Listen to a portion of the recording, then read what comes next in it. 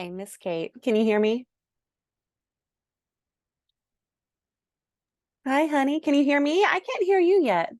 Can you hear me now? Ah, perfect. There you are. Ciao, mamacita. How are you? Oh, your hair looks great. You cut it. Oh, I did get it cut, but today it's kind of weird. But thank you. It looks great. It looks great. How you doing? I'm all right. How are you doing?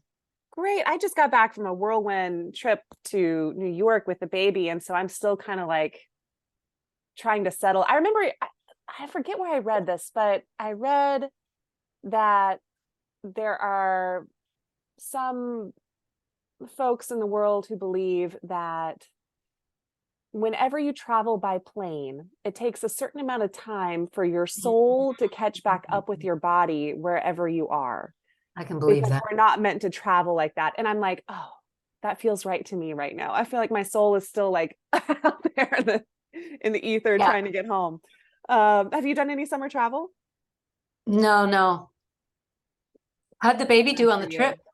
She did wonderfully. I mean, she's so, for a 9-month old, she's so social. Like she's got to make friends with everybody on the plane. And, thank God it was, she was easy on us and everybody else. But if she hadn't been, I don't think anyone would have minded because of how she connected with every single person as they boarded the plane, Oh, So so cute. Is she she did talking great. yet? She must be talking a bit. Well, she's got Mama and Hi. And Hi has just become my new favorite little thought experiment because, I was thinking about just the word hi and the gesture hi, because that's been her first, like Yeah. it's her the first real thing she knows how to do. And she waves at everything.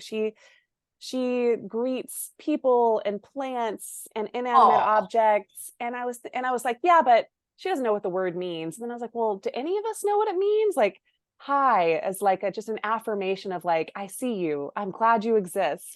Like she's got that yeah. down, She's got it down. Yeah. Or look at that new thing. Yeah. Yeah. Yeah. Like Yeah. I notice you. I mean, that's what's cooler than that. So Right.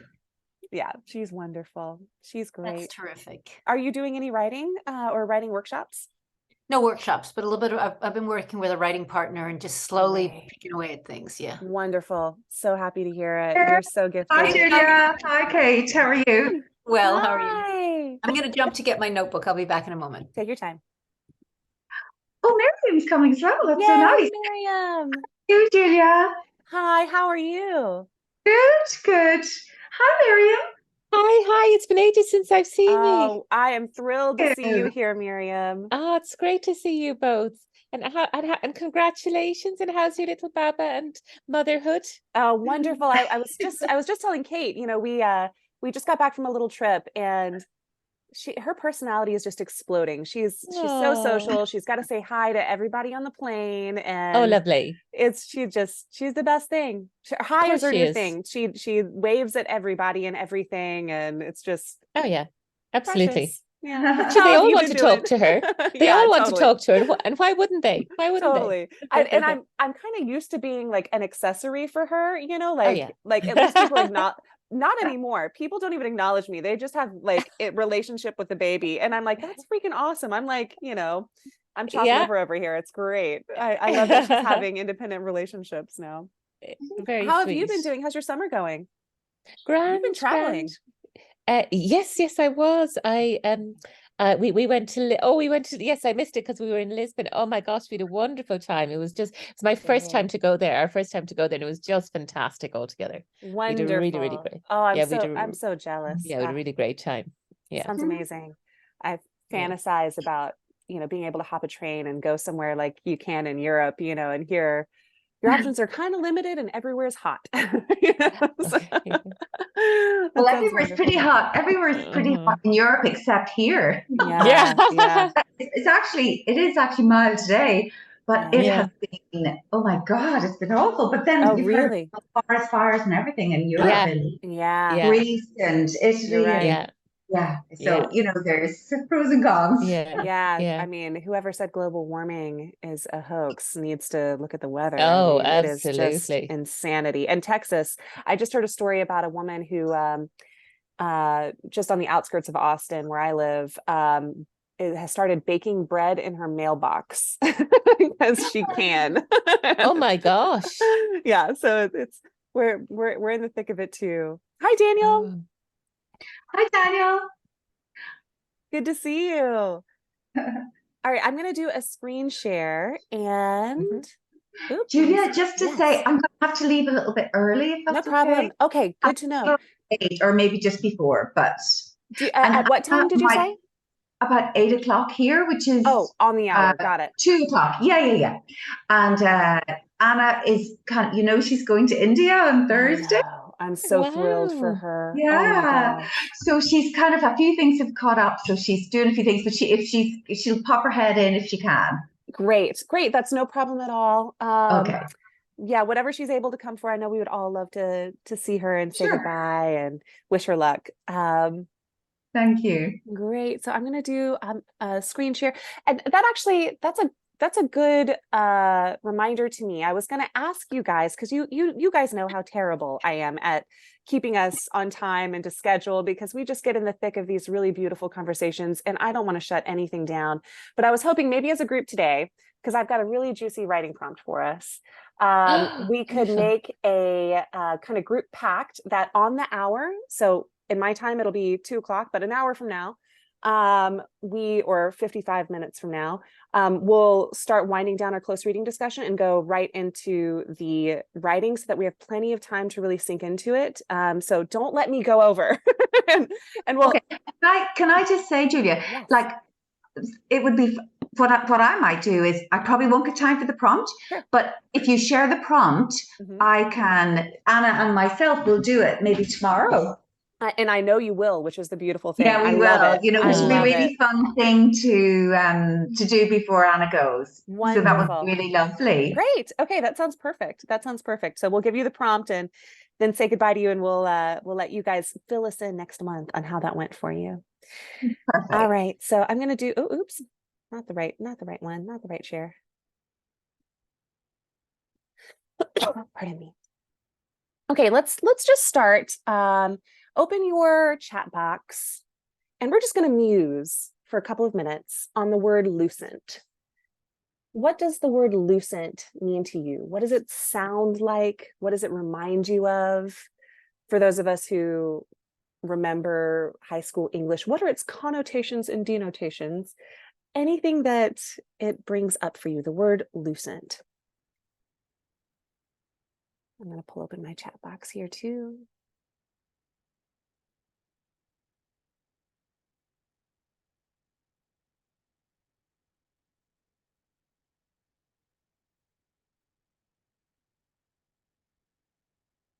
Mm-hmm.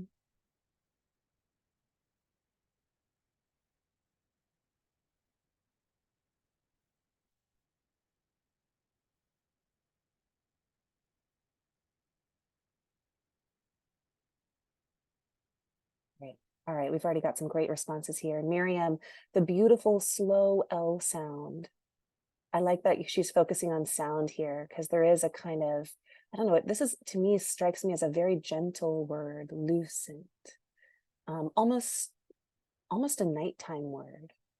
I think it sounds a little like lucid. Oh, Miriam also said light, which is really important too. Yeah, that's the crux of it, light. Sounds positive, great. Reminds me of the moon. Kate seconds this idea of light, like translucent or lucid or clear thinking, which is really hones in on this kind of the two sides of this word. You know, it could pertain to a quality of light or to a quality of mind. Catherine, bright and beautiful, shimmering light. Anna chimes in, wonderful, says beautifying, great. Wonderful. So we're going to put a pin in our ideas of lucent today, and I'm just going to take us right through. Everybody here has done a workshop with us in the past. I'll skip what narrative medicine is. Let's just do it. And today we're going to be looking at Amanda Gorman, which I feel like I have been remiss in not including Amanda Gorman thus far. As far as poet celebrities go, I mean, she's the only one I can really think of as a current modern day poet celebrity. And that is not a jab, that is a celebration. We should have more poet celebs out there. She became particularly well known after she recited a poem at Biden's inauguration, and she has written some really stellar books of poetry since then. She is a poet and an activist. Her work focuses on issues of oppression, feminism, race, and marginalization, as well as the African diaspora. She was the first person to be named National Youth Poet Laureate, as you can tell from this very glamorous picture over here. She is wonderfully young and brings us such a wonderful, fresh perspective. She published the poetry book, The One for Whom Food Is Not Enough, in 2015, which led to her delivering the inauguration. And her two most recent books are Call Us What We Carry and Something Someday. We're going to look today at a poem from her 2021 book, Call Us What We Carry. I was reading some Amanda Gorman this morning, and I didn't have much familiarity with her besides The Hill We Climb, which I'm sure most of us here have probably heard at some point, the poem that she recited at the inauguration. And I guess in my mind, I had this idea of Amanda Gorman as a young poet who, you know, really speaks in beat and in rhythm and in a way that we can understand and latch onto. Like, it's not a difficult poem to really parse out. She's telling us what she means. She's direct. And then I started reading some other of her works today in her later books, and I was really pleasantly surprised that that's not the only face of Amanda Gorman out there. In fact, I usually know kind of where a poem is going to lead us to, you know, what is going to open up in conversation, and I have no idea where this one is going to go today. This one is, it's thick, and I think it'll be a really interesting, complicated thing for us to sink our teeth into together.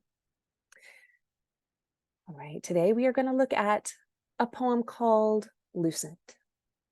Can I ask for a volunteer to read this poem out loud to the group? You can just raise your hand if you like. I don't know if I can actually see everybody though. Let me see if I can widen my view. Is anybody raising their hand yet?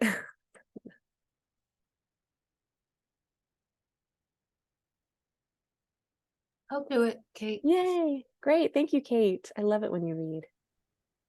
Lucent. Julia, does it go below the three asterisks at the bottom of the left hand, or just jumps up to the next? Okay. Lucent. What would we seem, stripped down like a winter tree? Glossy scabs, tight raised skin. These can look silver in certain moonlights. In other words, our scars are the brightest parts of us. The crescent moon, the night's lucent lesion. We are felled oaks beneath it, branches full of empty. Look closer. What we share is more than what we've shed. And what we share is the bark, the bones. Paleontologists from one fossilized femur can dream up a species, make believe a body where there was none. Our remnants are revelation, our requiem as raptus. When we bend into dirt, we are truth preserved without our skin. Lumen means both the cavity of an organ, literally an opening, and a unit of luminous flux, literally a measurement of how lit the source is. Illuminate us. That is, we too are this bodied unit of flare, the gap for lux to breach. Sorry, must have been the light playing tricks on us, we say, knuckling our eyelids. But perhaps it is we who make falsities of luminescence, our shadows playing tricks on stars. Every time their gazes tug down, They think us monsters, then men, predators, then persons again, beasts, then beings, horrors, and then humans. Of all the stars, the most beautiful is nothing more than a monster, just as starved and stranded as we are. Great. Thank you so much, Kate. Really beautiful as usual. So next we are going to listen to Amanda Gorman herself read the poem. She's a beautiful reader. And I want everybody to be wondering, and perhaps to pop a few of these in our chat box, what questions are this poem asking? It could be literally what question is it asking? It could be something that you just feel is kind of whispered in the margins of the poem, maybe not saying directly, but wondering about off the just to the side of the text. But go ahead and pull open your chat box as we listen to Amanda Gorman. Start wondering, what questions is this poem asking?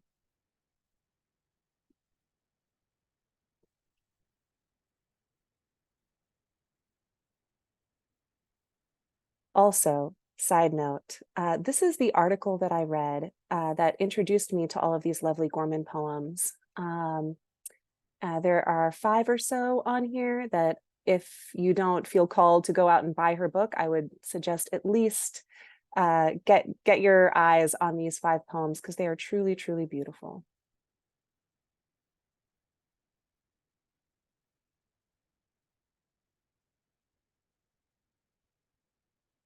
Oh, I'm probably the only one that can hear that, right? Nobody else can hear that? Okay, we're gonna turn this up. Lucent. What would we seem stripped down like a wintered tree? Glossy scabs, tight raised skin, these can look silver in certain moonlight. In other words, our scars are the brightest parts of us.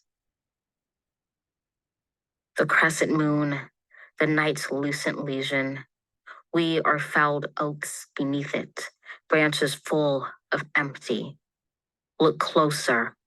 What we share is more than what we've shed. And what we share is the bark, the bones. Paleontologists from one fossilized femur can dream up a species, make believe a body where there was none. Our remnants are revelation, our requiem as raptus. When we bend into dirt, or truth preserved without our skin. Lumen means both the cavity of an organ, literally an opening, and a unit of luminous flux, literally a measure of how lit the source is. Illuminate us. That is, we too are this bodied unit of flare, the gap for Lex to breach. Sorry, must have been the light playing tricks on us, we say, knuckling our eyelids. But perhaps it is we who make falsities of luminescence, our shadows playing tricks on stars.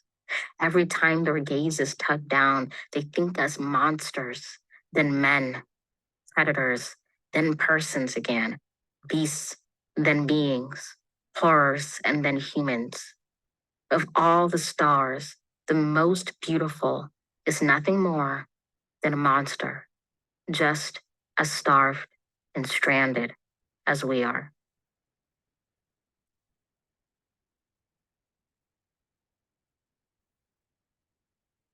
All right, has everyone had a chance to pop something into the chat box? I'm opening mine right now. I'll wait and let people think about what questions this speaker is asking.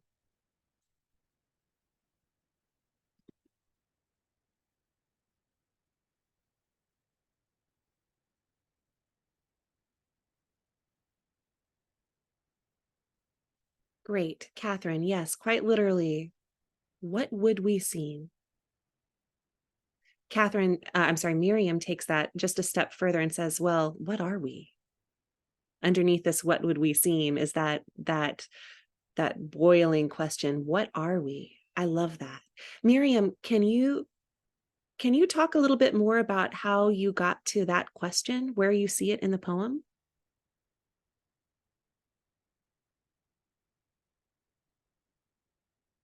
I'm just trying to find the bit. Oh, I'm sorry. Um, That's my fault entirely. it was a little bit lower down. Oh no, I mean, I actually made it. I actually copied it onto my iPad. So I'm actually trying to look at it. I cut and pasted onto my iPad. So I um uh and I've got it up now too. yeah, and I think it was more actually sorry, it was that is coming more towards the third and the fourth and fifth stanzas. Or actually even from the from the third and fourth stanzas, it really thought that she was kind of I thought she was asking the question, what are we? And uh what we it wasn't really just kind of describing what we are physically, but that she was questioning what we are. It was just um yeah, I can't describe it properly now, actually, I'm afraid. That's okay. You're doing great. You pointed us to the third and fourth stanzas, and that's right where my eyes went to when I started wondering about that what are we question. Let's read a little bit of it together. Well, let's start with stanza 3. Miriam, would you read us stanza 3? Yeah, certainly, Great. thank you. And what we share is the bark, the bones. Paleontologists from one fossiled femur can dream up a species, make believe a body where there was none. Our remnants are revelation, our requiem as raptus. When we bend into earth, we're truth preserved without our skin. Lumen means both the cavity of an organ, literally an opening, and a unit of luminous flux, literally a measurement of how lit the source is. Illuminate us. That is, we too are this bodied unit of flare, the gap for lux to breach. Beautiful. Thank you so much, Miriam. So, according to these stanzas, what are we? What is the speaker saying we are?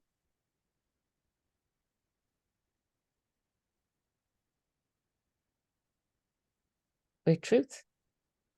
Yeah. Yeah, we're truth. Mm-hmm. They're at the end of the second last line of the third stanza. Mm-hmm. We're truth preserved without our skin. Why is it truth preserved without our skin instead of just truth?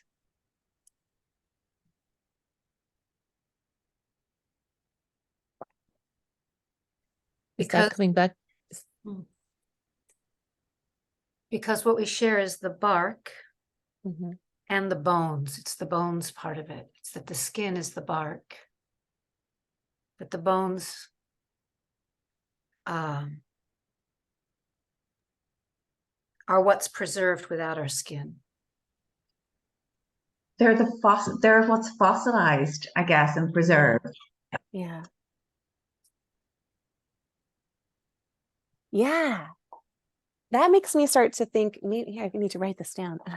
That makes me actually start to think that maybe what we are is also what we share. The thing that is beneath the skin, the bones, the bark, which I see as a kind of like, I don't know, a metaphor of shared skin, or at least a skin that we share with the world. And it's these shared things that are below it, perhaps, that we really are, the things that aren't seen. I don't know. Does anybody have any different ideas of what truth preserved without our skin means? Absolutely. I think Miriam put it in the chat box, Julia. Great. And that sums it up. It really sums it up, doesn't it? You know, our skin makes us different. Our skin can make us, you know, our skin, the color of our skin, the type of our skin, everything, you know, and can create so much misery and unhappiness and pain, as well as, you know, whatever else. But at the end of the day, we are the same underneath. We're just bones. And Yeah, that's the truth. Everybody's bones are the same. You know, all human bones are the same. I totally see that. Does anybody see it differently? I kind of agree with this, but I think just from my own bias from where I work, um, because so many people are really fixated on imaging and what's going on the inside. And I share with them so often on how that doesn't tell the whole story. And we need to see more of the outside because that's who you are. But yet at the same moment, I kind of agree with this, right? You strip us away and we have our bones, and this is also in a sense of who we are. You can't tell the difference between between us. So I don't know, I'm kind of sitting there holding like both spaces here where I'm like, don't quite agree, but kind of agree. And that's only because of my biases. Daniel, I love that you're bringing us back to the clinic. This is great. And I think it's also really great how you're pointing out the fact that bones are not just bones, they're stories. You know, they tell different stories to different people. So if you have a radiologist who's looking at, you know, an X-ray, he's going to come up with some sort of story about what these bones mean to the people, to the person who owns them, about what their lived experiences that may not be true to their lived experience, right? Like, is that kind of where you're going with this? That it's they don't always tell the truth depending on who's looking at it? Correct. Yeah. So if you start sharing something with somebody who didn't have any pain before, you can actually see their reactions begin to change because you're sharing with them a lot of threatening information, stuff that they didn't really know about. So yeah. That's great. Yeah. So who's reading these bones? Who are the paleontologists? Who gets to dream up the species and make believe the body where there was none? You know, I think that is a question that Amanda Gorman in other poems really goes after, because she is very much an activist. But here, who gets to decide where these stories live?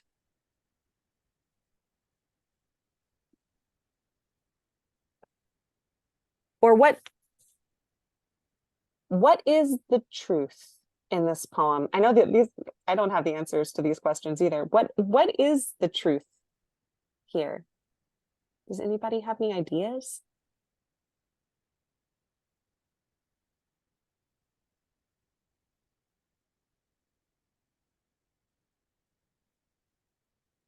I'm just looking up, this is not a direct answer to your question, Julia, but I'm just looking up the word raptus, which was unfamiliar to me.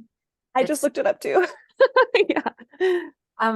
So it says in the second stanza, our remnants are revelation, our requiem as raptus. And raptus, at least in my dictionary, says a pathological paroxysm of activity giving vent to impulse or tension as in an act of violence. Ooh. Can you read that one more time? Yeah, it's a medical definition. A pathological paroxysm of activity giving vent to impulse or tension. Parentheses, as in an act of violence. Kind of reminds me of like revolution, or yeah, like something, an agitation, or maybe a what am I looking for?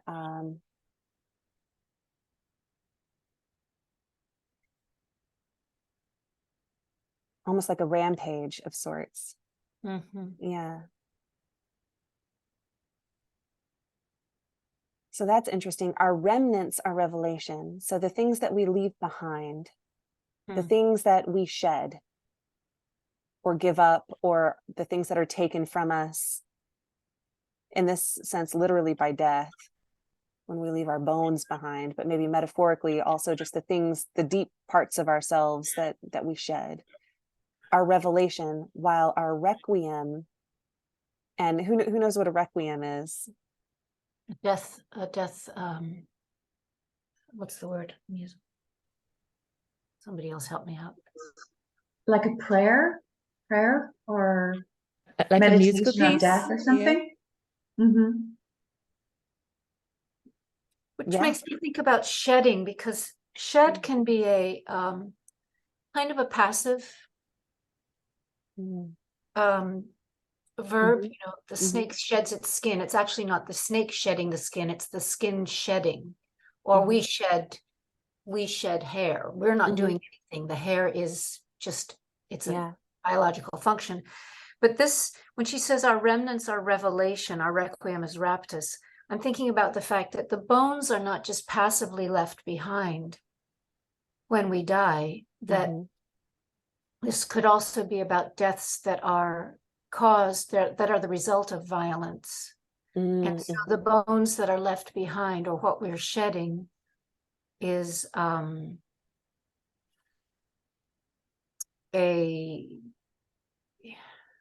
history. Absolutely. And go ahead. No, just fragments of thought. I love it. You're reminding me so much of this book called Forget Your Mother, I think is the name of it. Saidiya Hartman is the author, and she writes about going back home to Africa, and as a very American woman, born and raised in America, Black woman, knows her history but has never really been there. And she visits these places where slaves were kept before they were put on the boats. And she notices that in these just hellholes of places, all that's left is this packed dirt where a million things must have happened, besides dirt, all of the things that must still be in that soil. And it's the remnants of these people that are kind of calling out for stories to happen, but they don't have voices anymore. So the truth can't be told. All we have are these remnants that almost require a projection of almost require imagination for us to hear these these ghost-like voices calling from just beyond the perceivable world. And just because we can't have access to them doesn't mean that we can't try, and that's her whole book is about trying to do that, trying to hear these voices and trying to connect with her, what she views as her motherland in an artistic, creative, revelatory way. And that reminds me a little bit of what's happening here then. If we're focusing on remnants as the things that are the truth, it's not quite as simple as we're all the same underneath, although that is there too, but it's also the things that we leave behind are asking for certain stories to be told, are asking for certain truths to be spoken out loud. Is any of this making any sense? I don't know if I'm just making things up. I mean, even that if you go a couple of lines above it, like to dreaming up a species or make believe a body, like we can do that too, make believe or create the narrative of our ancestors or of, exactly what you're talking about in that book, Julia. Yeah, like trying to dream it up. Yeah. And then it makes me wonder what the truth preserved without skin would look like. And maybe she doesn't know. Maybe the next stanza is just, here's what it might feel like. When she talks about lumen. Lumen means both the cavity of an organ, literally an opening, and a unit of luminous flux, literally a measurement of how lit the source is. And then she has this interesting command, illuminate us. Or maybe it's a prayer in the spirit of her requiem. illuminate us. That is, we too are this embodied unit of flare, the gap for lux to breach. What do you make of what we become in this stanza?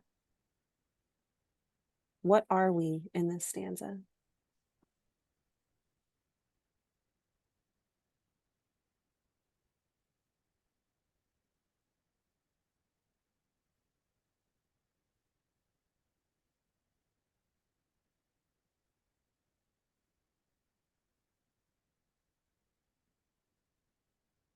It's interesting that she goes to this measurement of how lit the source is. There's lumen means the cavity, and then she returns to the cavity at the end of that stanza when she says the gap for lux to breach. So there's an opening at the beginning and an opening at the end. And we're talking a lot about bones and skin and bark, but the overriding reference in this poem is light and stars and the moon.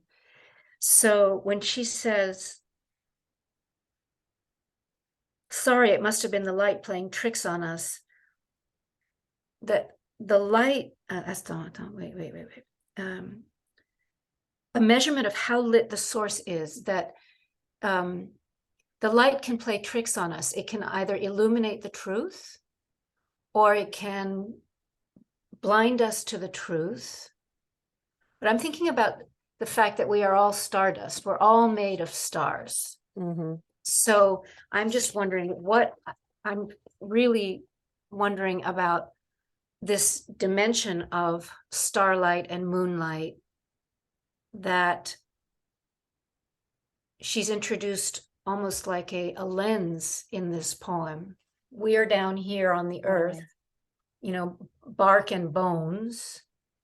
But then what we really are is dependent on how much light, how did she say it? A measurement of how lit the source is, which can be a reference not just to stars and to the moon, but how much light do we allow ourselves to be influenced by in the way that we perceive other people and ourselves, something like that. If we're all a bodied unit of flare,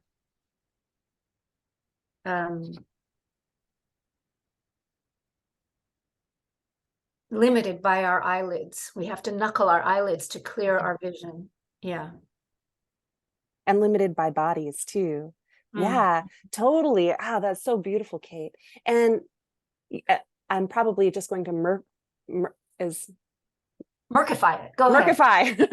I'm going to Murkify this rather than shedding any light. Probably going to just obfuscate this more, but I'm thinking of how light and stars are actually contrasted through the poem with scars and monsters, and how it almost feels like two ends of like a paradox. And I know that Miriam also pointed us to the paradox too. Why so many paradoxes are described, and it seems like scars and stars, they have a kind of symmetry just in the sound of their words. And Amanda Gorman is great at creating that kind of rhythm and beat for us. And I see it play out elsewhere too, in lux and flux, but scars and stars seem to kind of revolve around each other in this interesting way that makes me think the two ideas are tied together, that our scars are the brightest parts of us, right? That sounds like a lot like stars. And then at the end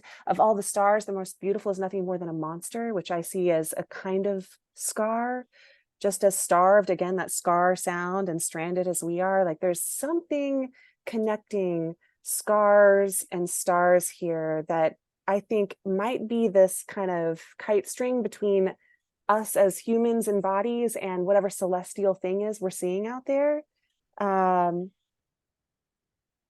the paradoxes too that I think Miriam is pointing to in the last stanza, they think us monsters than men, predators than persons again, beasts than beings, horrors than humans. It has the same sort of toggling effect for me as scars and stars. What do you think she's doing in this this toggling? Why is she linking these ideas that Kate's so brilliantly pointing out between the light and what we really are as scarred, flawed humans?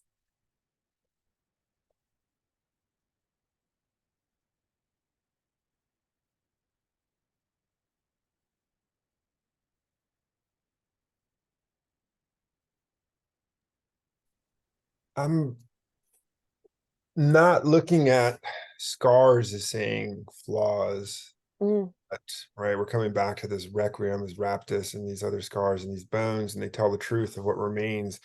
And there's the other aspect of, right, I mean, you can look at imaging and once again to tell a different story where, right, somebody's, softer bones, we look at osteopenia, osteoporosis, and then we can, see, did anybody have kind of a fracture, did it heal over? Is that what we're thinking about in terms of this violence, that we're able to kind of see that within these bones and they're telling the story?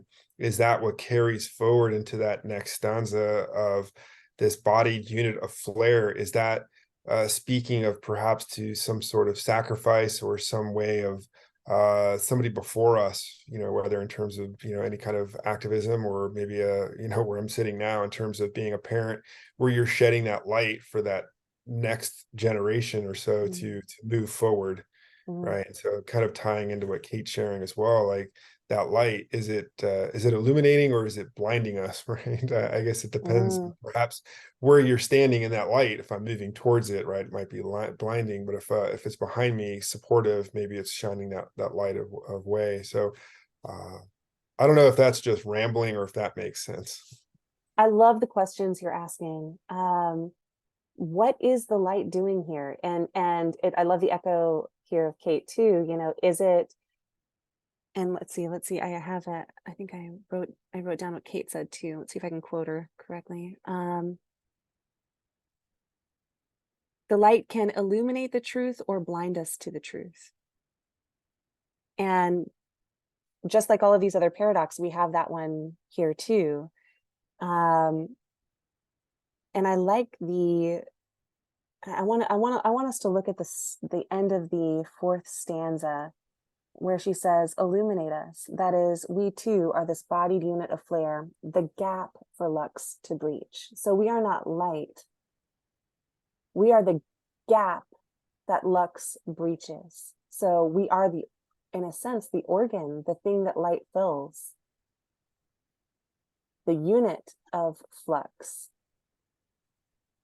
We're the thing that holds the light. It kind of reminds me a little bit of that Leonard Cohen saying, the crack where the That's light where the light in. gets in, the cracks. Yeah, I love that bit. Isn't that beautiful? Yeah. So it's like we're just the crack or the organ that contains it. But yeah, there's a kind of, I don't know, there's a danger here, as Kate and Daniel are both pointing out. There's a little hint of like, well, what happens when light doesn't just shed itself on the truth? And I think that's mostly in the last stanza. So let's read that one. Does anyone want to, or Daniel, will you read that last stanza?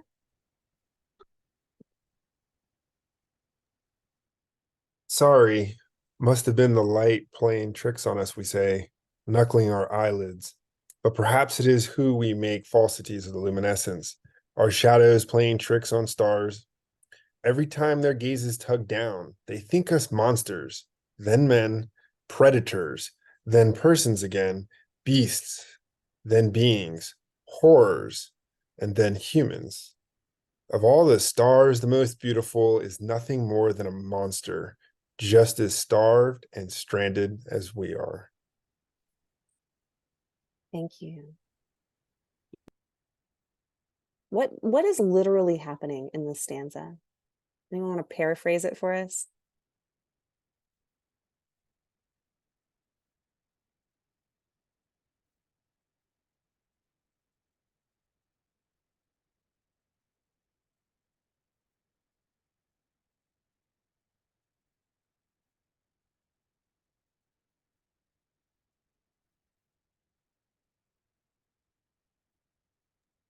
One reading I come up with is that sorry, it must have been the light playing tricks on us.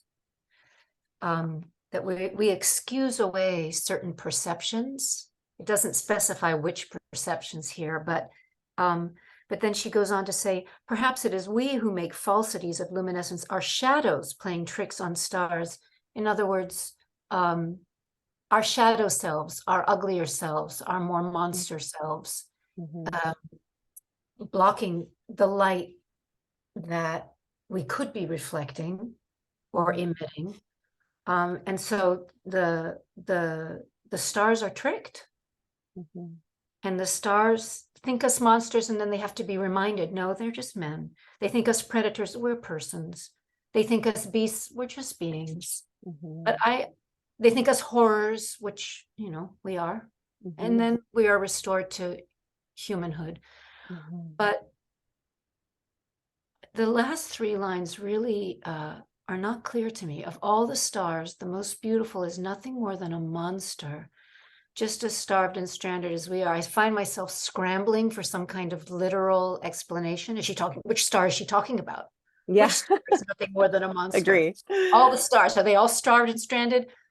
Is this a reflection on us or on stars? Yeah, so I get lost. I feel like I can feel my way to some kind of meaning up to that point in that last stanza, and then I lose my way again in the last three lines. Great question and great observation. I kind of see it as like a reversal of perspective almost. Like the first chunk of that stanza is telling us how we look to the stars as they gaze down on us, thinking us monsters and men, etc. And then it switches perspectives and tells us actually what the stars really are. So it asks us to look back at the stars and to realize that there's nothing perfect about them too, that they also share this kind of duality in them. And then we're left with this, we're left starved and stranded, basically, in this last line. Is there any kind of, I don't know, ethic emerging here, or ultimate claim that she's making about who we are, that fundamental question? I have a question. It's just a science question for my ignorance. Do stars emit light or do stars reflect light? Well, I'll let somebody else take a stab.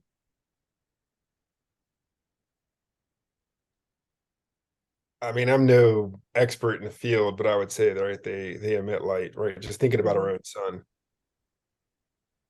So is the sun a star? I'm just gonna do Yeah, it. or the sun. Yeah, the sun is a star, so Okay. right, it emits light, and so that's where. And I may be wrong with these numbers. I forget, but I think it was like 8 minutes or so for the sun to actually reach us in terms of light. Okay, so then the moon is not a star. The moon is the Right. moon. It's reflecting. It reflects the light. reflecting the Yeah. light. Thank you. Well, that's a great question, because where's the light coming from here? This is a poem all about light, right? As we talked about in our setup of the word lucent, you know, it means light. So where is the light coming from, and who gets to reflect it, and what does it unearth? What does it reveal? And we don't really get any exact answers. We kind of get like the feeling of answers. And there's something really interesting happening in those last three lines that Kate points to us. Of all the stars, the most beautiful is nothing more than a monster, just as starved and stranded as we are. So it's kind of this Copernican turn, you know, it's not, we don't get like this perfect view of ourselves from the outside in by asking the stars who we are, because the stars are fallible too. The stars are just as stranded and lost as we are. So then where does truth live? What is the point in luminescence? Any ideas?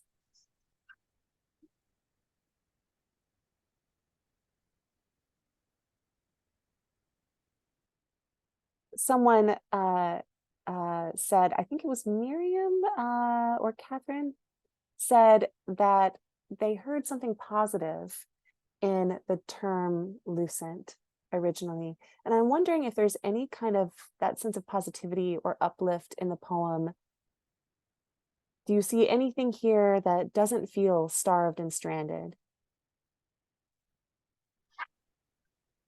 I think the fourth stanza about, about the lumen and illuminating us, and that we too are body unit of flare, the gap for lux to breach. Like I get a sense of us being full of light, being filled with light Yeah, in that stanza, same.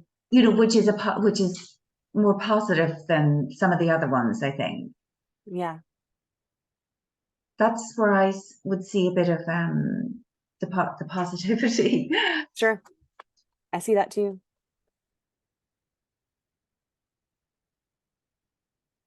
Anyone else? Anyone else see? I also see kind of a forgiving kind of sense in the last stanza before the last three lines, where they, that we are the flip side monsters, but actually we're men. We might come across, we might do horrible things, but we're human. So there's a kind of an acceptance or some kind of a forgiveness or something, perhaps. Yeah. Like a grace. Or an understanding or Yeah. something, that we're flawed. I think Daniel said that before, and that we're scarred, we're flawed, we make mistakes, we do terrible things, but perhaps we're not all monsters. Or even if something is really beautiful and transcendent as a star can be a monster, is there something to do with that? I don't know. Absolutely.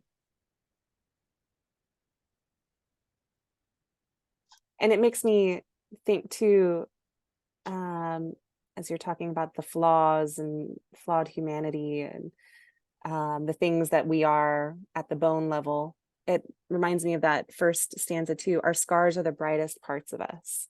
And how there's a kind of ownership even, I think, of what we see as these monstrous things as scars. So it makes me wonder, like, what is a scar? The whole poem opens with this very intense visualization of a scar, like a wintered tree, stripped down, glossy scabs, tight raised skin. Makes me think of tree bark too. Tree bark is a kind of scarred skin. Why would these be the brightest parts of us?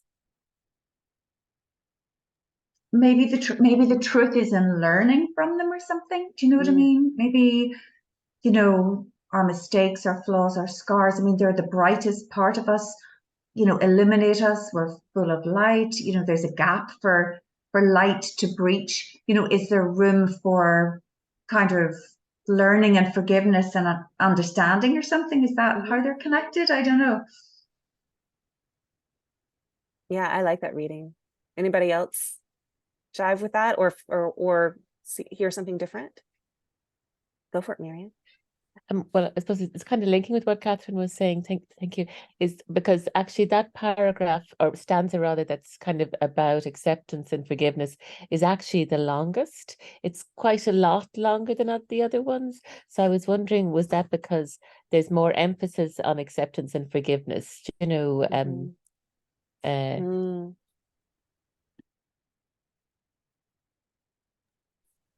I agree. I'm starting to see the last stanza a little bit different. Right, these falsities of luminescence, right? Our shadows play tricks on the stars, and every time their gazes tug down, at first I kind of felt like perhaps the stars, but now I'm kind of reflecting that is the gaze actually perhaps our shadow, right? Our shadow kind of looks up at us, and now the shadow begins to kind of look down. And so then this is that aspect. Are we a monster? Are we a human, right? Where are we? And so at the very end, perhaps kind of bringing it together that we are this monster, right? That's who we are. And, that's where I start to kind of go. Yeah, that's such a neat perspective, that their gazes might actually refer to the shadows. And it's an interesting switch, because thus far it's all been we and our, and a kind of ownership, like the whole poem is spoken in the second person, we us voice, and then suddenly it shifts to a they think us monsters than men. And that's an interesting perspectival kind of 180, almost like fingers pointing back at each other, you know, like there's a kind of projection of a perspective out on the they, whether that's shadows or stars. And then the last three lines might actually be a reintegration of that they, and recognizing that whatever it is that thinks us that's a part of us too. Which I think, is that kind of where you were going, Daniel, with this idea of it being our shadow selves that just need to have, that recognize that there's something beautiful and monstrous about who we are at this bone level. Yeah. And then I think too about the way scars become like the cracks that let the light in, literally, like they, you know, opening the flesh of our bodies, and metaphorically, you know, the way that trauma and injury, whether that's physical or emotional, Another become, thing, right, thinking about like scars and what's revealed through the bones and yeah. right, how do we get them? Is this perhaps, I think from Kate speaking, or Catherine other, right, what is that a lot of times but adversity? And this is something that we can Mhm. typically all rally behind. We understand there is your light. You overcame adversity. Mm. And within that at times gives me belief that perhaps I could overcome what it is that I am doing. And so Mhm. that's what I think of some of these scars. They show that adversity of what we were able to overcome. Great, great. And that brings me back to this idea of what we share is more than what we've shed. There's something connecting us through our scars, something that gives space to let the light into. Thank you so much, Kate, for that gentle notice. I love it. In fact, I kind of want to leave this poem with questions open rather than shutting it down with answers, because I think a lot of I don't even want to call them answers, but a lot of different perspectives will come out in our writing. And this at least will give Catherine a chance to write with us, so that if we stop here, we can write together, and I'll kind of be on the same page when we share, whether that's Catherine later on or with the rest of us right now. So let's all pull out unless there are any burning observations or questions you guys want to talk about before we close down our close reading and jump right into the writing. Nope. Okay. All right. Tell the story of one of your scars. We're going to have 5 minutes.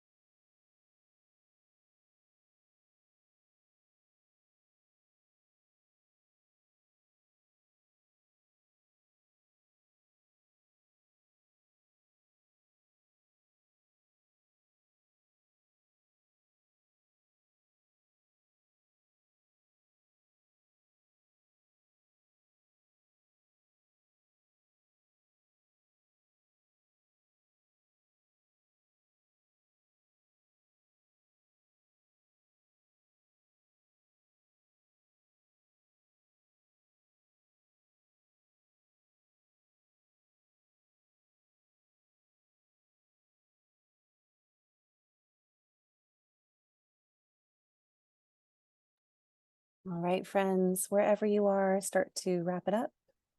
And when you're done, you can put your pens down and look up at the screen just to signal you're ready.